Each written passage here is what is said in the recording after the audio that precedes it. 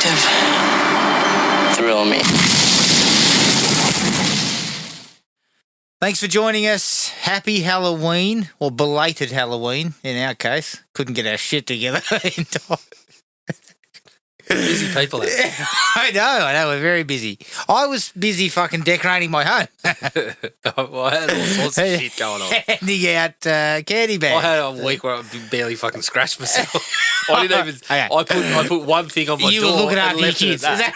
that right? I put one thing on my door and said, "That's it. I don't have time for this." So this year was not my, biggest Halloween. It wasn't action packed. No, it wasn't a big Halloween. We had our biggest ever, but it's fucking big in my suburb. Yeah, It's big here, except when I can't fucking get your shit together. Well, I wasn't home, and then someone said I couldn't find a box. I'm like, fucking okay, righto. Okay, all right. Tonight, something different. We're going to do a breakdown, Jared, and please correct me if I'm wrong here, because this is your brainchild, of the emergency services personnel. Well, I like to think of it as basically it's a community service awards out of anyone that's chipping into the community of Haddonfield is in line for some recognition tonight. So this will be very interesting. So obviously... some big players that we've probably spoken about before, but some unsung heroes in the community. Correct. Some people we haven't spoken about. And we go pretty deep. We go right into the depths of the series. So this could be an interesting evening's awards. I've got my black tie on. Yeah. And I'm ready to start handing out some awards, Jared. So fuck, let's get stuck in. All right. Well, we're going to kick it off with Halloween 1, the original. Dr. Loomis. Well, yeah, Dr. Loomis. I mean, there's many things that we could circle him. Holy shit. He's the fucking antithesis of this type of stuff. Well, he's putting in the extra hours. He's put in plenty of overtime, Dr. Loomis, to try to resolve this issue that we ran into. Yeah, but everyone would, though. Yeah, when you fuck something up, you try and fix it. Like before anyone knows. Here's one thing that I'm giving Dr. Loomis his credit tonight. The guy takes plenty of shit in the series for supposedly fucking things up. He is blameless.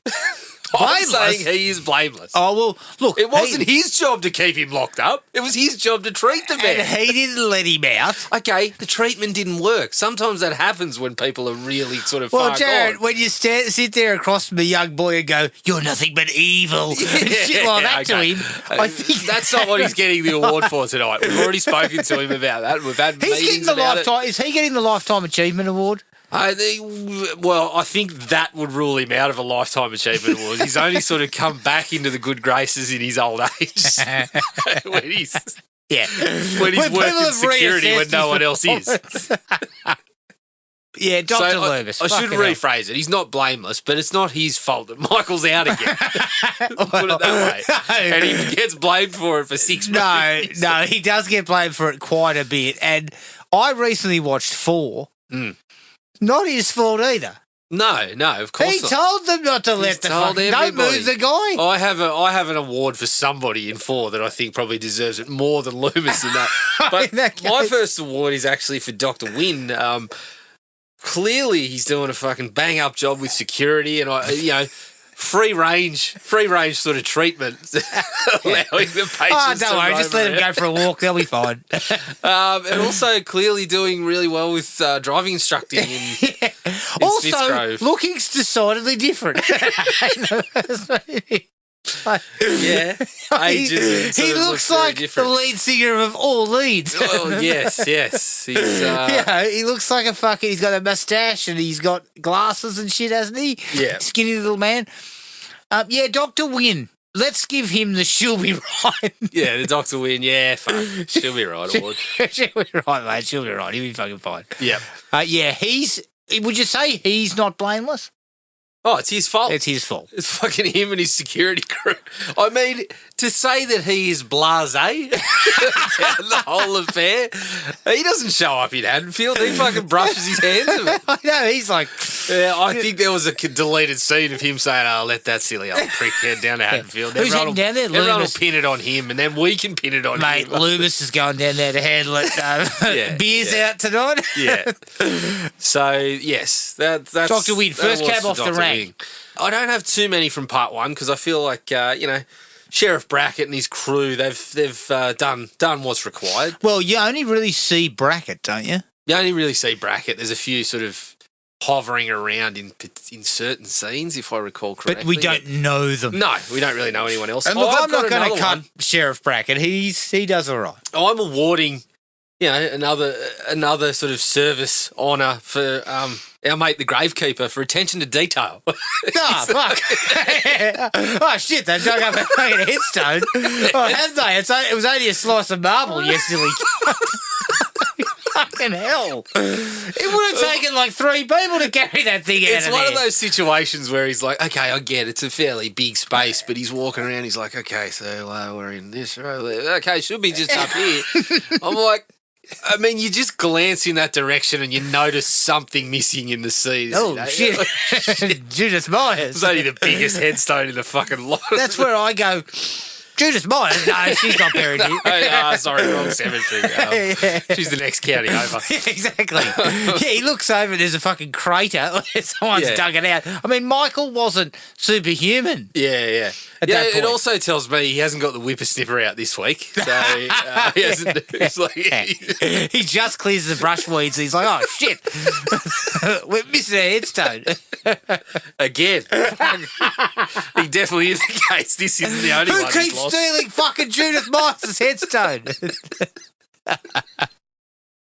So they're my 2 big award winners. Oh, great! Yeah, that's some good characters. Halloween one, self-contained. So we there's less players that came into.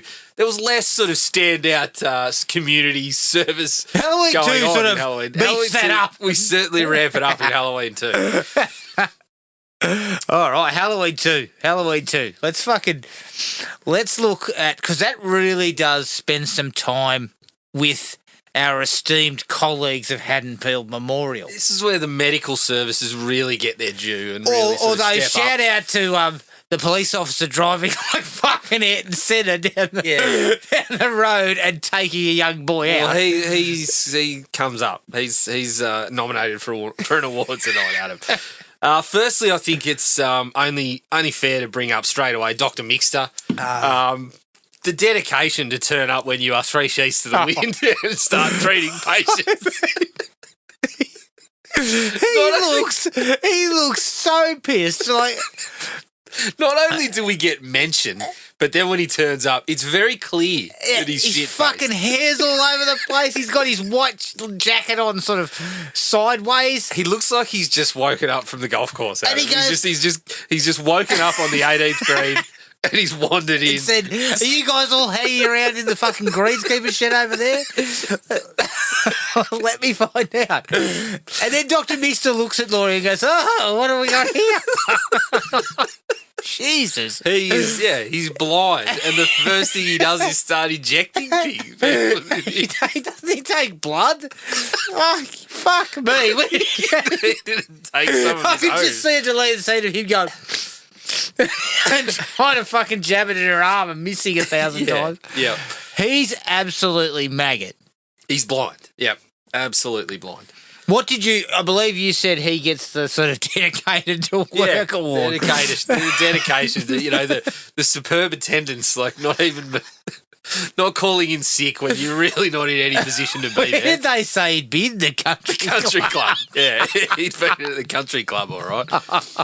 He'd been there for 3 days, I think.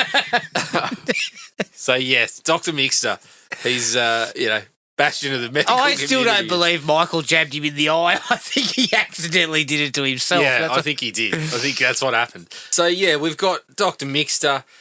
You also brought up Ramsey. I gave Ramsey the Defensive Driver Award. Seemingly, like, flying down a suburban street and not being able to see someone that seems to have been in a position to be very clearly seen. Ramsey, apply the brake for fuck's sake. Yeah. I mean, like, where was the fire at the time, apart from when the car explodes? Yeah. That he runs into. Officer Ramsey, definitely Defensive Driving Award for him. We've got your mate, Jimmy. Works in the ambulance services. Jimmy. I mean, really goes the extra mile to make sure the patients feel comfortable Probably to the point where they start feeling uncomfortable. Yeah. he gets the no means no award. Yeah, he gets the get out of my room But award. Jimmy, you know the thing that shits me about Jimmy? Oh, look, I'll go the extra mile for anyone.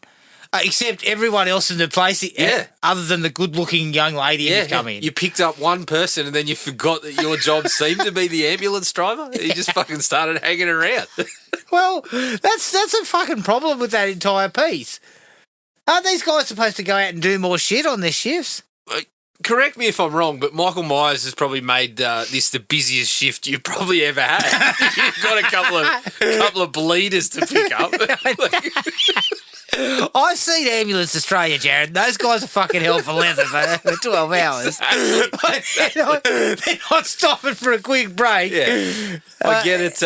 Haddonfield's pretty small, but if you're the only ambo in town, oh mate, you're a Ringles hanging out. It's non-stop tonight. So yep, Jimmy gets one. Also, your other mate, Bud and his would you say Bud was ahead of his time? Because that's kind of hydrotherapy. Yeah. Bud and Nurse Karen, they're really spruiking the benefits of hydrotherapy, and pushing the higher temperatures of hydrotherapy. Just be careful, there's a small amount of my face in there. Yeah. So Bud and Karen. Karen also gets one for the exceptional care for children that she gives, just walking out on the entire ward of newborn babies. Who, again, seems like she's the only one there. At one point, Michael was fucking hovering around in that room, for God's sake. Yep. You're lucky he didn't have half a dozen children in it. Yeah. So care for children and aggressive hydrotherapy. For those two. Overly aggressive. Also, Bud sort of falls in with Jimmy when he's with his little, song about Amazing Grace, sitting on faces and stuff. Yeah, he's worse than Jimmy probably, but he's overtly a scumbag. Yeah, he's very annoying. Just a Nurse Cadre in general. Yeah, should probably get an award for slacking off. They're all the award for finding efficiencies. Working smarter, not harder. Let me tell you something. If Michael hadn't have murdered everyone, they were cutting some people after that shift. They were going, fuck me dead. Definitely cutting some people. Special mention to the security guard. Yes. Who can't seem to use his fucking radio. No. Dude, can't seem to use his radio. It's like a one-day course. If there's one thing you need to know, it's how to press the button on the radio and go bloody over. Well, he entrusts that job to, is her name Janet? Who says she doesn't know how to use a walkie-talkie. Well, you tell her to go and fucking find someone you can. So I think, the old mate in security has been consulting with Dr. Wynn about how to really sort of up your security practices at your facility. Doesn't Janet go, I got to go back to work? Yeah, something like that. Drops it on the fucking floor. Yeah, and my last one, again, the medical community, I don't think we see this fella, though. Dr. Rogers.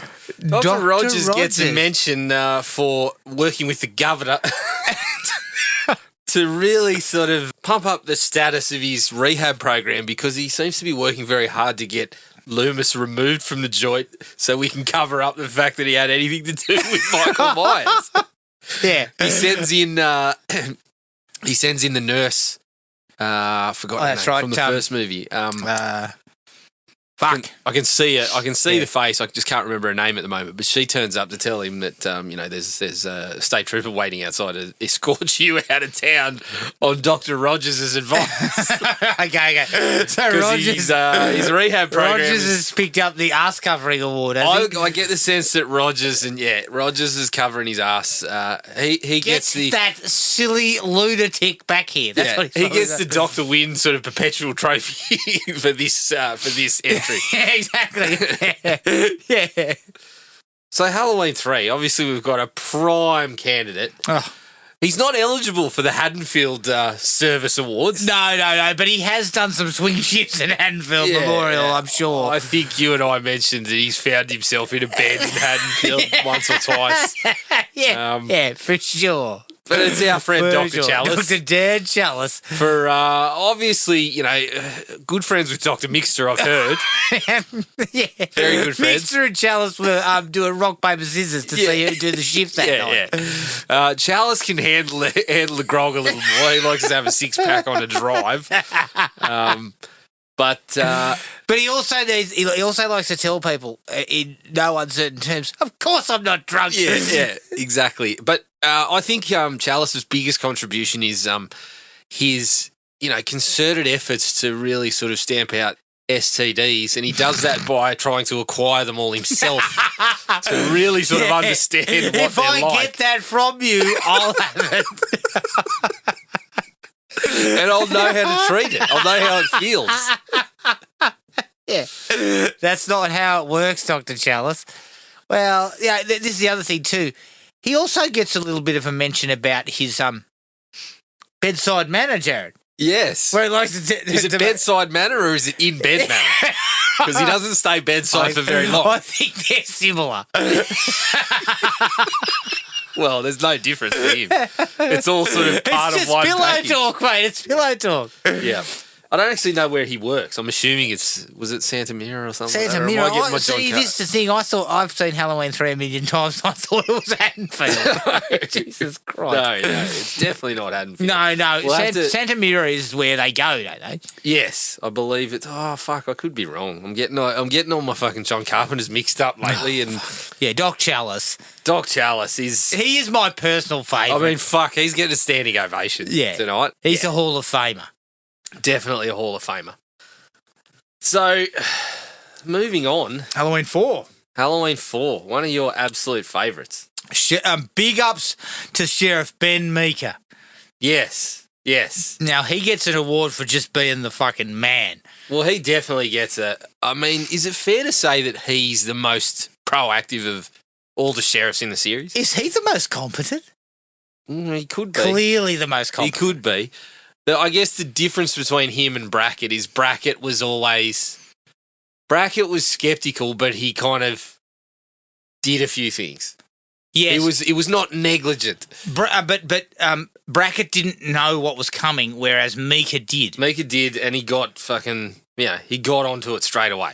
I actually have a smoky. The bloke who takes over from Brackett in 2, he seems competent. In 2? Yes, in part 2. He gets some small minutes. Yes. No, I do know the guy you're talking about. But he seems competent. Yes. Yeah. He seems competent. But Ben Meeker he gets the award of I'm the fucking man. Because he is competent. He is forceful, Jared. And I still get a laugh out of when he hands the gun to the young bloke who's been banging his daughter recently and says, oh, by the way, if I catch you groping my daughter again, I'm going to use that shit on you. Yeah. And I was just like, you know what? I would have believed that. I would have been like, yes, sir. Yes, yeah. Very competent. Definitely. Like him. The rest of them who get massacred? Yeah. Jesus Christ. I need some training. So there's quite a few in Halloween 4 as well. Starting with Dr. Hoffman. And the security team. This shit for a decade. The security team at Ridgemont. Oh, yeah, that's right. I reckon that Hoffman didn't even bother to check Michael's pulse, to be honest. Yeah. Michael Myers, fuck, is he still alive? Yeah. I mean, he was correct about Loomis needing mental health, so he gets letting mental health check. Pros, you said Loomis is a psychopath. Yeah. Cons, you let a dangerous psychopath. Yeah. And as I said, I mean, I don't even think you put your hand in front of his mouth to check that there was breath coming out. Neither did the fucking EMT. Yeah, no, but we've got my favourite part with Hoffman is just after he's telling Loomis that he's got no fucking idea and all this sort of stuff, he gets a phone call and he goes, I see. Thank you. I'm like, oh, yeah, okay. Yeah. We're starting to figure out we might be in the shit here. Yeah, he gets the I look like an idiot. Yeah. But he continues to say that it's, it couldn't be possible and all this sort of stuff. His muscles would be useless. Yeah. They looked pretty useless when he started using them. But also, the ambos that are in charge of of transporting him. They put a cuff on him and check his blood pressure. They put a cuff on him, but they also start tossing out critical information that he didn't have up until that point. They start talking about, oh yeah, he's got a niece and all that sort of shit. It's called privacy, fellas. So well done for them. You just gave a dangerous mass murderer information he should not have. Yes, yep. Absolutely. You know, if he is a fucking potato head, if you'd have shut your mouth, he wouldn't know where to go. Know what's going on. Exactly. He'd be in the sewers, Jared. He'd be wandering around like he was in Rob Zombie's Halloween 2, all over the countryside for most of the movie. So, yeah, I think they get a shout out. Just a bit of a sort of left field one. Reverend Sayer. Yeah, the guy in the car who picks up Loomis. Yeah. They're having a fucking psycho off. Community outreach, giving out lifts, seemingly while under the influence, but he's, you know, he went to the hospital to get his blood alcohol checked by Dr. Mixter and it came back clear until Mixter breathed on it. Yeah. Holy shit. You're fucking hammered. Another one. The problem is, Mixter and everyone's blood sample had been fucking full of grog. Yeah. Can you imagine, like, Saturday night down at the Haddonfield pub? You know, I don't know what they call it, Haddonfield Arms or some shit like that. You imagine, you've got Mixter, you've got Reverend Sayer, Chalice on his way to Santa Mira, stops by for a couple. Yeah. You walk in, someone breathes on you, and it's fucking 1.5 standard drinks right there. But I wasn't drinking. You pulled over after you've stopped in to grab some peanuts and make a phone call. It's fucking secondhand alcohol. You get pulled over by the cops on the way out. They're like, "Beep, you're over the fucking limit." What? I haven't had a fucking drink. I was only in there for 5 minutes. Yeah. So Dr. Chalice. And you know that when Chalice enters, it's like fucking God just entered the place. Everyone's like, oh, hey, exactly, dancing. Exactly. High fives everywhere. Jukebox goes. He's getting free drinks handed to him. Yeah. I can only imagine Reverend Sayer is probably responsible for the local AA branch as well. Yeah. It's running well. They hold it at the Haddonfield Arms. Even though you're running it, you need to be sober. Like that's how it works, mate. You can't drink. Again, these guys aren't getting an award, but a special mention to the group of local bar patrons who band together to take care of local teenagers on a Saturday night by filling them with holes. The group of bar patrons who decided to take care of pesky fucking Ted Hollister. Neighbourhood watch. Neighbourhood flog. They decided to shoot. The Neighbourhood Watch program comes with fucking shotguns and all sorts of shit. Yeah, stand-up job. Yep. Well done, boys. Of course, I don't think you can talk about Halloween 4 without mentioning Bucky. God. Don't play that Halloween shit with me. After hours work at the power plant just to keep things it was only 10 years ago that Michael Myers cut through the joint. I think you probably might know roughly that this costume this guy's wearing looks a bit like Michael Myers. Yeah, it looks a little bit, and he's similar stature. He's a decent-sized unit. Yeah. And my last, I think this one deserves an award, the policeman that handily gives Michael Myers a lift to exactly where he is. That's right. Who then has his fucking head removed. Yes, yeah. He gets the head on a swivel. Yeah, head on a swivel award. Yep, he's fucking hell. Eyes everywhere. That bloke. I mean, Michael Myers is 6'2", 6'3", built like a tank, and he's in the back seat of your car. Crouched. He's kind of just crouched in there. Didn't notice he's in there, but that was my final nomination for Halloween 4. Again, a fairly good crop there. We've got sort of a good numbers, fair representation across the board. 2, 3, 4. That's the peak. Yes. That's the peak of the emergency services characters in these films. Yes, there's Although quite a this few in next there. one has got two that, fuck. Yeah. Oh. I know who you're talking about. I think their first cab off the rank, the fucking... Giving me the shits award. Yeah, giving me the shits award. The fucking circus cops. Yes. What was that all about? That music cue is one of the strangest fucking choices I've ever seen. I've ever heard. Like, that's all you hear whenever they walk up. Yeah. It's like... I want to know who was on the panel for their interviews. Because it definitely wasn't Mika. No. Mika's too competent for that. They walk in, Mika says, get the fuck out. Hang you on, are not. Yeah. You can guarantee that Haddonfield fucking that that sandy haired guy that I said was somewhat competent in part 2. He was taken over. He was away that day. Surely. This is the most interesting thing, though. Mika's less competent in 5. Yeah, because he has nothing to do. Correct.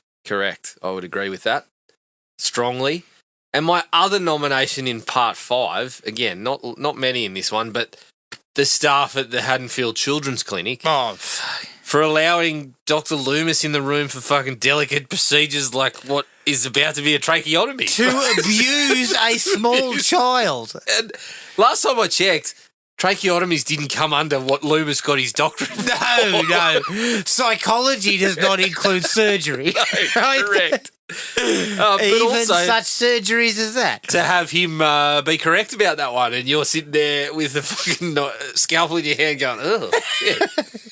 That whole clinic, shambles. Loomis should not be anywhere. And Loomis is like, he's kind of given like aggressive kind of pep talks and shit. Yeah. Like, he's just look. I don't want to be doing rounds with Dr. Samuel Loomis. No, right? No, because not at this point. He had lost his mind by this one.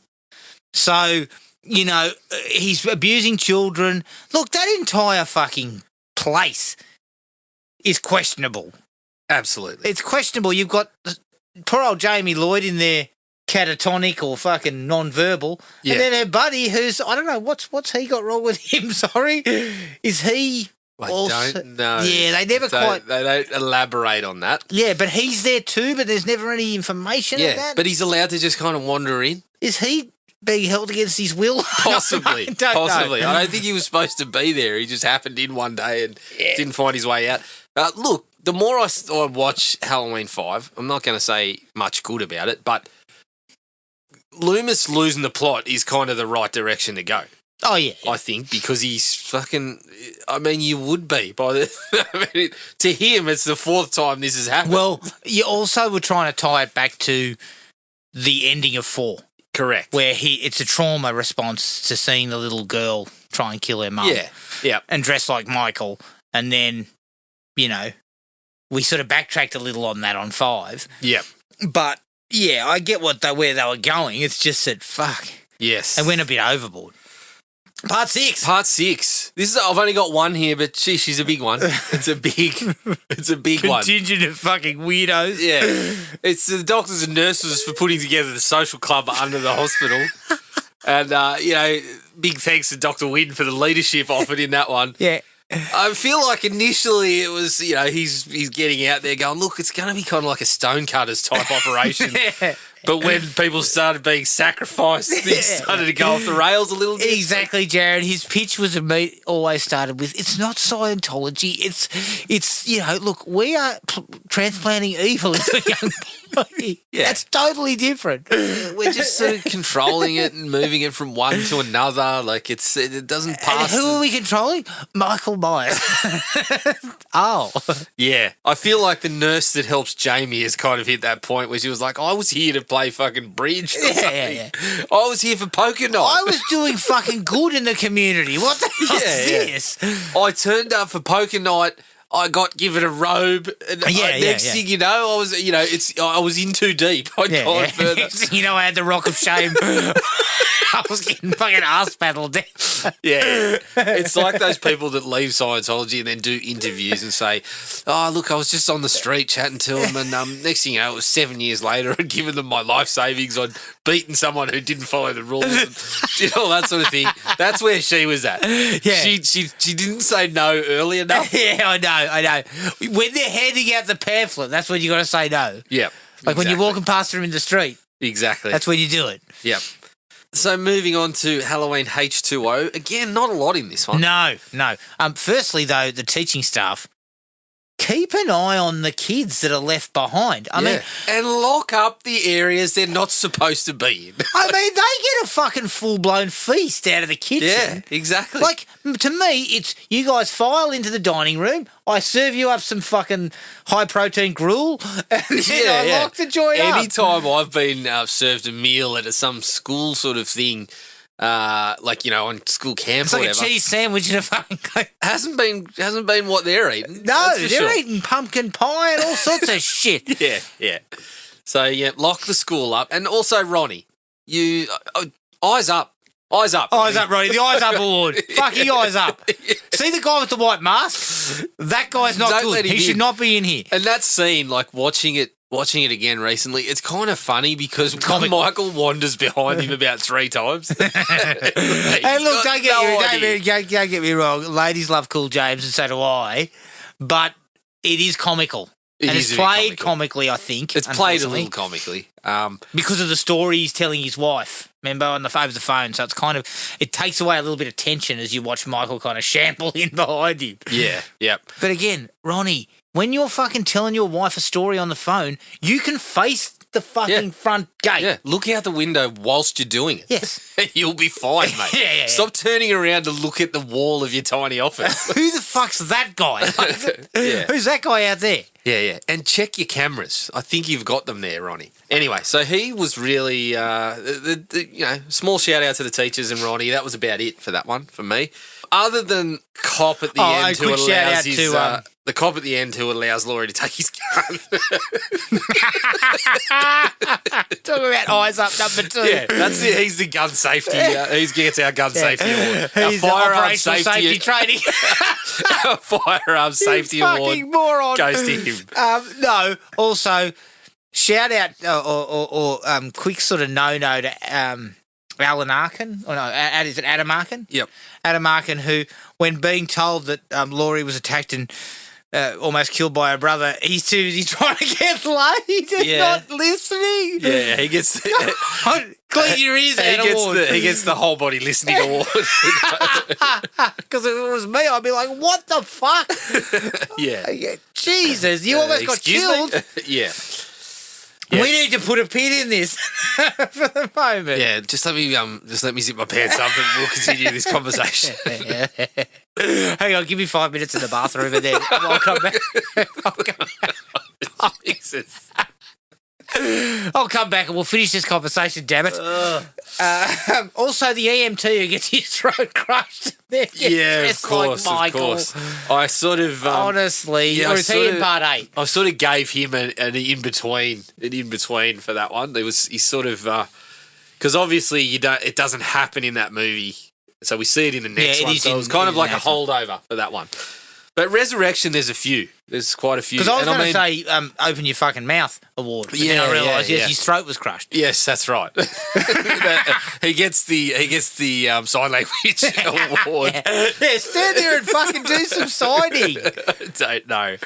So Resurrection, in the first, say, 15 minutes of Resurrection, there is a number of nominees. Okay. The nurses at the Grace Anderson Sanitarium gossiping about patients in a way that makes you think you probably should have been informed of some of this before you started working here. Yeah. She's getting all the goss on Laurie from... one of them's getting all the goss on Laurie from another one. It's like, fuck, did you skip your induction or something? One of our patients is the sister of a psychopath. Yep. And killed a man. Yes. Thinking it was him. Yep. She is what we like to call high priority. She is not to be let out. And we share information about how to handle that. By the way, when you give her some pills, you make sure she's fucking taking them. Yep. You check her, you get her to open her mouth. Yep, that's the big one.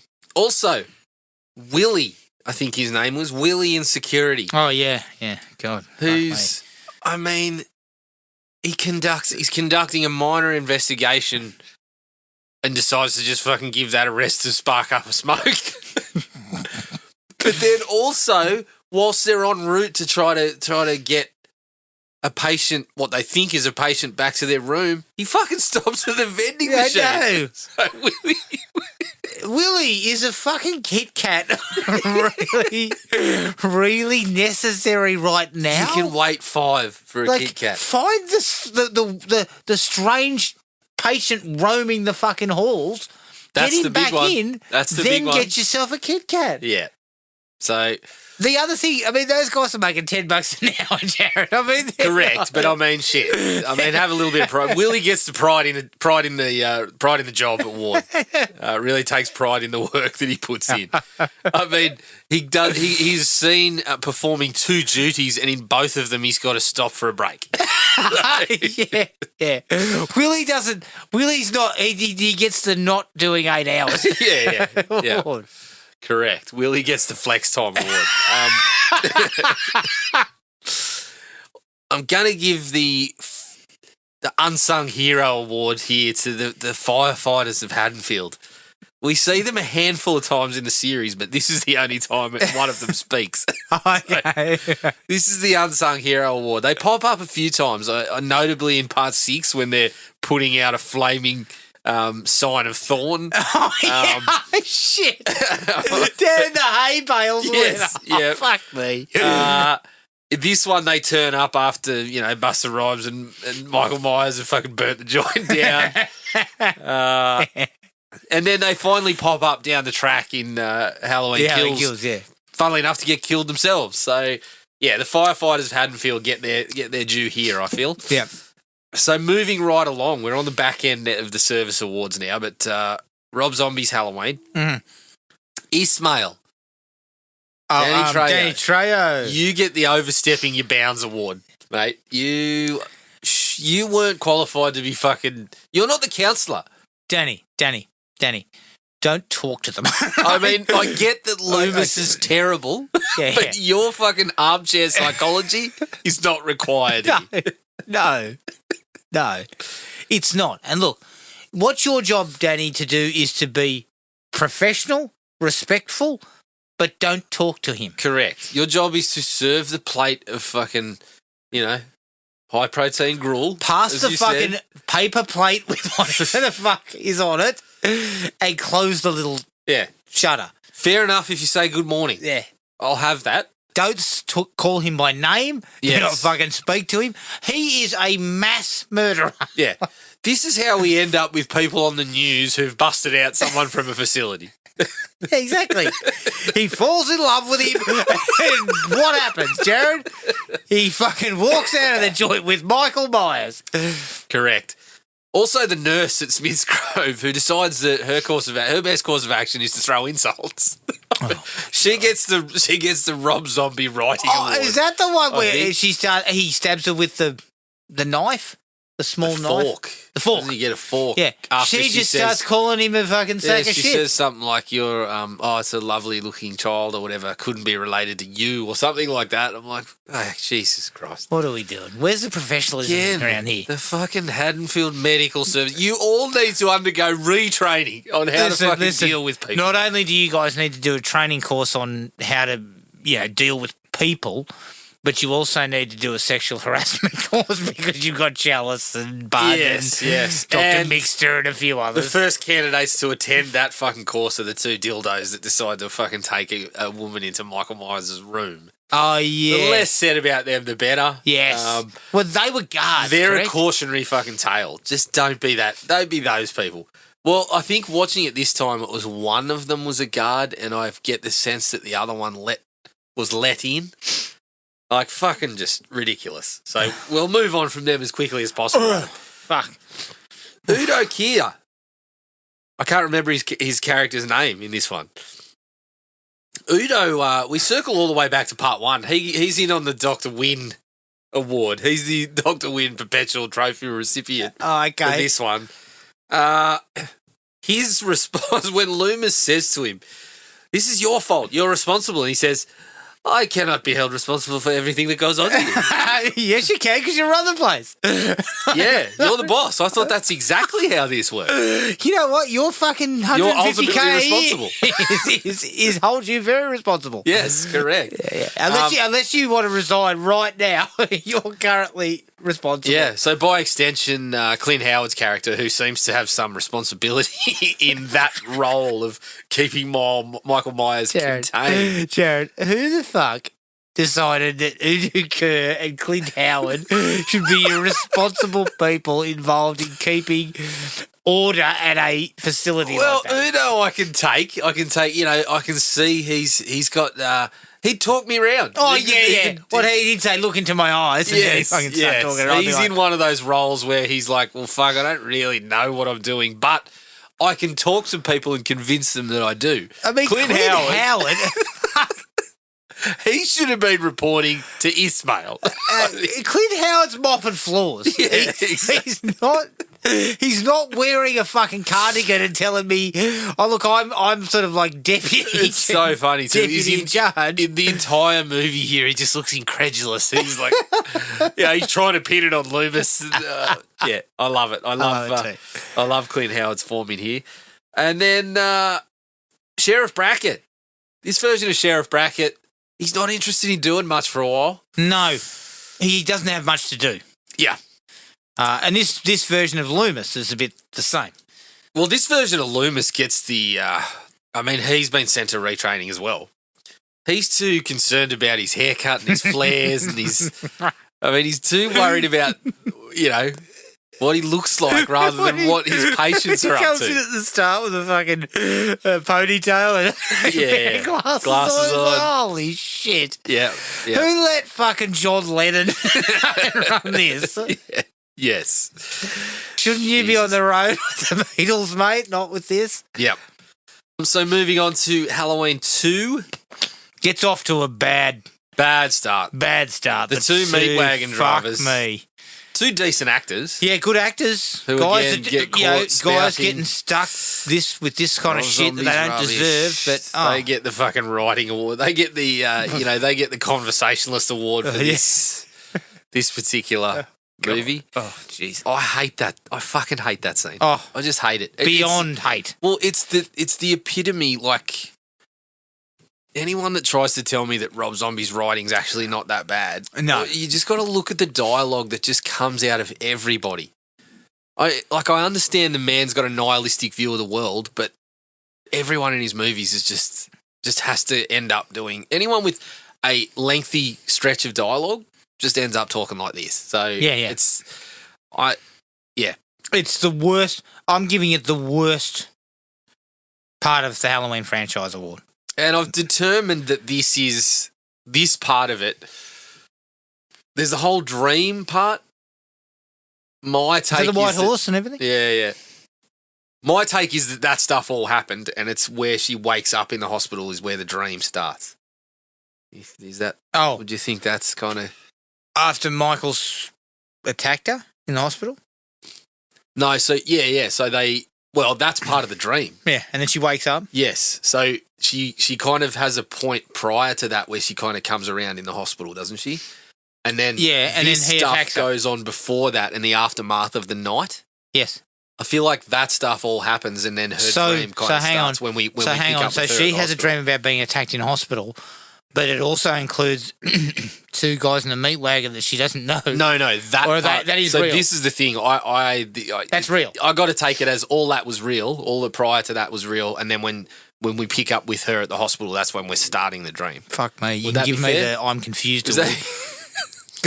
Currently, you will give the Inception award. I'm going to assume that's correct, Jared, because why would she be dreaming about two guys in a meat wagon talking about having sex with a corpse? Yeah, it doesn't seem to make sense. It doesn't make sense. And Dr. Loomis definitely gets a spot this time.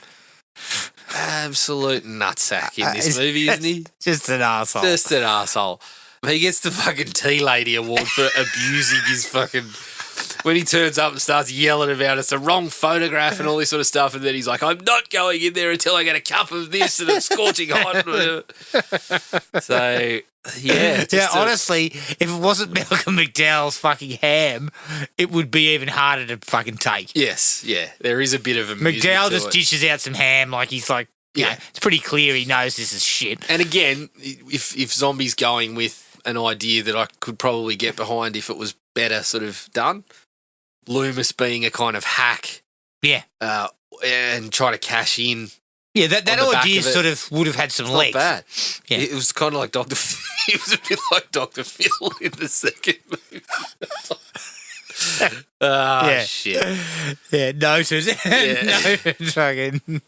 Noted fucking hack, I believe. So moving right along, we're kind of resetting at it. Resetting We've at Halloween gone 2018? back in time to hold our awards in a different timeline again. Yes. Number one, I'm sure you know who it is. Our primary award for this one, Dr. Sartain. Dr. Sartain, for his strong, the strongly cultivated working relationship that he developed with law enforcement before he decided to stab the boss. Yes. But also, just everything about that is, I would have said, I'd give that the award for the poor execution award, because everything about that doesn't work. Like, that's one of the things that I felt they got wrong in 2018. Well, he looked like he was in the Dr. Phil class when he was fucking just letting podcasters in to fucking talk. And when they started shouting at Myers and waving his mask, he still didn't step in. Now come on. Now calm down, please. Stop raising your voice. You're upsetting the fucking idiot with the umbrella. The umbrella singing Figaro. I think the obviously, we find out later that he's got reasons to probably not step in, but keep up appearances, Doctor. Your plan isn't in action yet. Just go like this, like at a whisper. Come on now, guys. Take it easy. Can we save this for later? I haven't fully developed my own plan yet. Yeah, I was just in the process of finalising when you guys turned up. Yeah. So he gets a strong award. Yeah. Sheriff Barker, my friend in the cowboy hat. Now, I love the look of the man. I think he definitely gets the Fashions in the Field award. Oh, no doubt. In fact, he reminded me very much of the Texas Ranger in The Town that dreaded sundown, played by Anthony Anderson. Yes. But he was far more competent. Yep. But also the award that we've given him, I haven't really figured out a name for this one, but the little trophy. The little, scene that you've got on top, or sometimes you get little human figures on top of your trophy. His trophy is a fucking thumb firmly planted up an ass.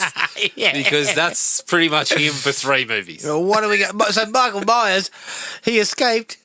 Well, what are we going to do? Cancel Halloween? Yeah. Dude. So he gets that moment, and then the very next thing is him turning up to a scene where people are dead and basically just going, "Oh fuck!" Yeah. I should have listened. And then, but I've got to come back to Halloween 2018. But Sheriff Barker, continuing on in the series, allows Tommy to pretty much run the show at the hospital and preside over a killing, a lynch mob, and then in the last movie, he basically just fucking throws his hands in the air and says, "Yeah, right, I'll fucking lead the town fucking parade down the main street to the Crusher to drop Michael in." So Sheriff Barker, he doesn't get a hell of a lot. Fucking ridiculous. Jesus. Well, what else does he do? Nothing. This is the thing too. Will Patton comes to him with a list of escaped prisoners from that bust. Is that not correct? Yes. And is that when he laughs about Michael Myers? I think it's the same time. Yes. And then they, when they find the podcasters, he's like, "Oh, we found a what does he say? He says something like, "Oh, we found a gown, a hospital gown." And Barker's there going, "Oh, get in touch with Smith's Grove and find out if it's the same one." What? Get in touch with Smith's Grove. Look, the 2 podcasters who wanted to interview Michael Myers are now dead, and the mask that they brought is also missing. We found one of them's had their head crushed in. The other one's also dead, but we also found a third person with no teeth. With no teeth, and his teeth were located on the scene of the other 2 bodies. Sounds like Michael Myers to me. I mean, but coming back, like backtracking. One of your police officers is coming to you and telling you that a bus just jackknifed and there is an escape. There are escaped prisoners. One of them is a mass murderer from 40 years ago. Yep. And you're not going, My bum is puckering so tight. I'm going, fuck me. Get every man you can get. Does he lock down the Dr. Wynn award for the three straight films? No doubt. No doubt. Like, he... I think that's what it is. The Dr. Wynn Perpetual Trophy is the sum up the date. Yeah. It's like... trophy. It's one and the same. Blase doesn't even fucking begin to explain his performance. No, that's right. And our last one for me is the police. Again, we've heard a lot of police up on stage collecting awards tonight, but the two that are concerned about banh mi's instead of having their heads turned into fucking Halloween pumpkins. Yeah. Can talk about getting the drop on you. Shit. Yeah. First things first, fellas, park the car outwards, right? Yeah. Outwards, because you're looking for people coming in. And stop looking at each other and your food and look out the windscreen. I got an idea for you. Lock your fucking doors, okay? Yeah. Because Michael can't just open the door. Shit. Yep. That's it. And turn your fucking head inside out. Jesus Christ. I kind of laughed. I should, it's. I saw that head this time and I sort of laughed. It was quite funny. So Halloween Kills. Obviously, we've mentioned Sheriff Barker's stellar contributions to the community in this particular one, but the many staff at Haddonfield Memorial, doctors, nurses, Brackett now working security. Who all get involved in the lynch mob. Probably chief amongst them in the scene where the penguin is standing behind the door. There is a doctor leading the chase. Going off. Leading the charge up the stairs for someone that clearly isn't Michael Myers. Clearly. And I forgot that this time around, after he's landed on the floor and Brackett finally realises, this isn't Michael Myers, Tommy Doyle still says, how do we know? We've never seen him without a mask on. Look at his figure. He didn't shrink by fucking 12 inches. It's how ridiculous. Do we know? Fuck me. Let's lock you up for that. That is just stupid. He gets the stupidity award. Yeah. But I'm with you. Shout out to the Fireys. These poor blokes turning up to do their job. Yep. To put out a fire. Several of them are probably in the calendar this year. Yeah. They were just looking to raise some funds. That's all they were doing. They are gruesomely dispatched. Yep. All of them. And that is after thanklessly turning up to clean up Michael Myers' messes for the previous fucking 12 films or whatever it is. I think over the stretch we see the Fireys 3, possibly 4 times. And this is the thanks they get. Yeah. So this is the in memoriam section, which is fucking lengthy every year. It's pretty fucking lengthy. We need, instead of one song, someone's got to perform a whole album every year. Yeah. Some years it's like fucking 2 albums. It depends.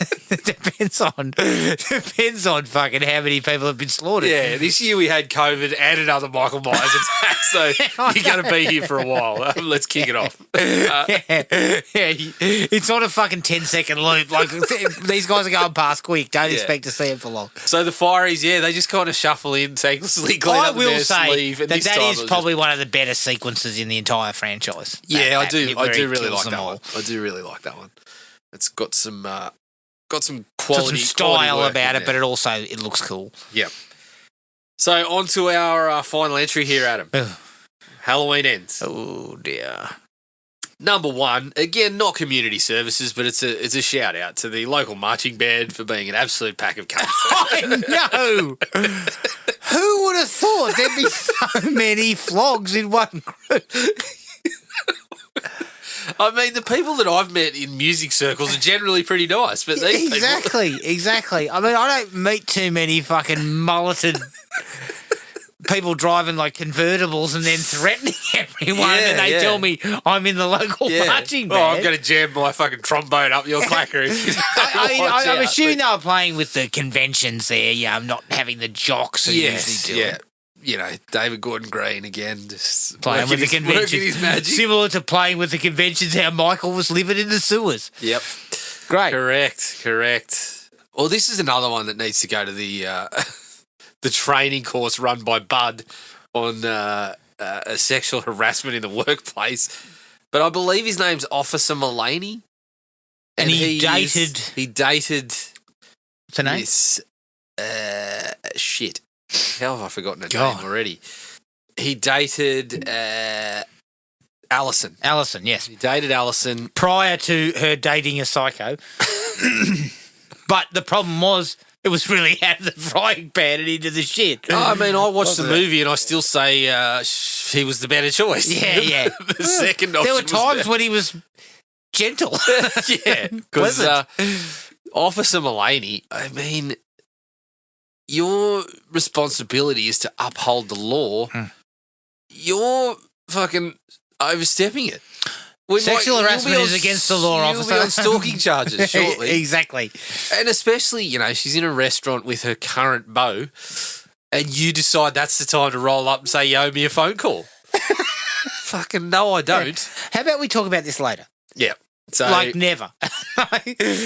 We're not dating anymore, so get fucked. So he's got the fucking Ally Award for this, this particular sort of... Jesus. I believe he does get killed, correct? He does. Because he ends up down in the sewer. He gets led into the sewer.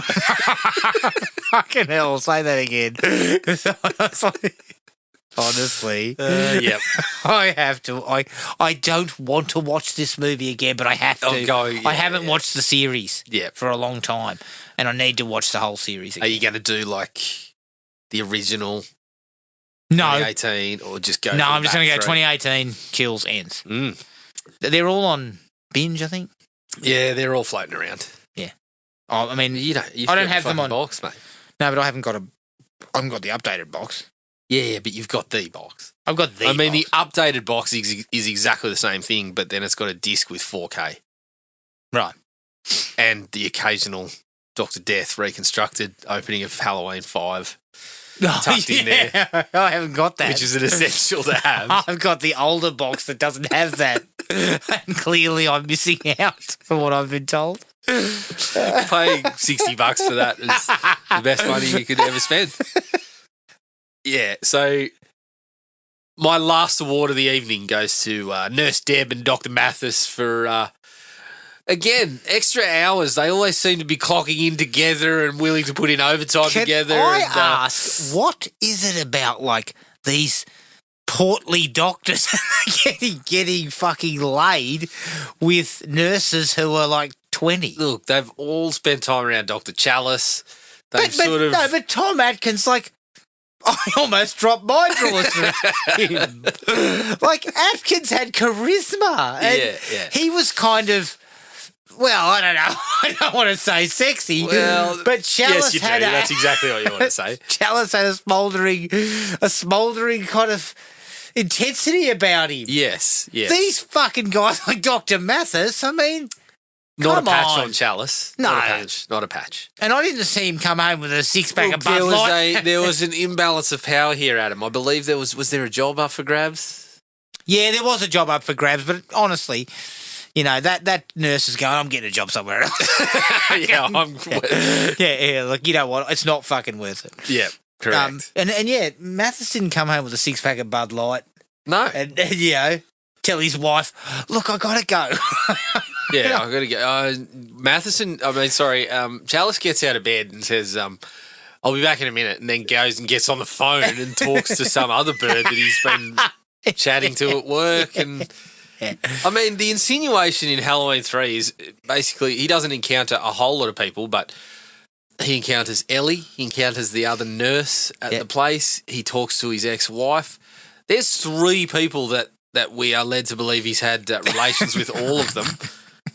And then once he gets to the hotel, the old bird's talking to him. He's charming the pairs off her too. Like, yeah. I mean, honestly, he got a free room. He copped a free room there. Like, he's just he showed us some chest hair, and she fucking gave him 50% off. Yeah, no doubt. It's That's the final award. But Mathis is not in Chalice's class. No, it's been a big night. Like, and you know what? Mixture and Chalice are both hammered. Mixture and Chalice are gone. They were gone by the time they came and collected the award. Chalice, as we said, can handle a little better, so he's still on his feet. He's a bit like Kurt Russell in Backdraft. But Mixter's trying to fucking remonstrate everyone he can find. Mixter's in a dumpster out the back. And has just, funnily enough, his beef is just gone. So he'll be back. No, he's on the dumpster. He's fucking currently stumbling his way to Haddonfield Memorial to do a shift. Correct. So there you have it. That's our community service awards. Keep an eye out for the community service awards of Crystal Lake Community Service Awards, and Springwood won't be far behind either. Fair to say that the fucking Crystal Lake Awards will have some fucking highly dubious performers. There's some fierce competition for the fine people of Haddonfield, the fine community workers in Haddonfield that have made Haddonfield what it is. Exactly. But look, that's the awards for the night. Keep an eye on our Facebook page to see what we cover next. But until then, take it easy, and we'll catch up with everyone later. Cheers. Find the podcast at Podomatic or on iTunes. Don't forget to rate and review. Like us on Facebook at Thrill Me Podcast Australia, or contact us at thrillme, all one word, all lowercase, at iinet.net.au.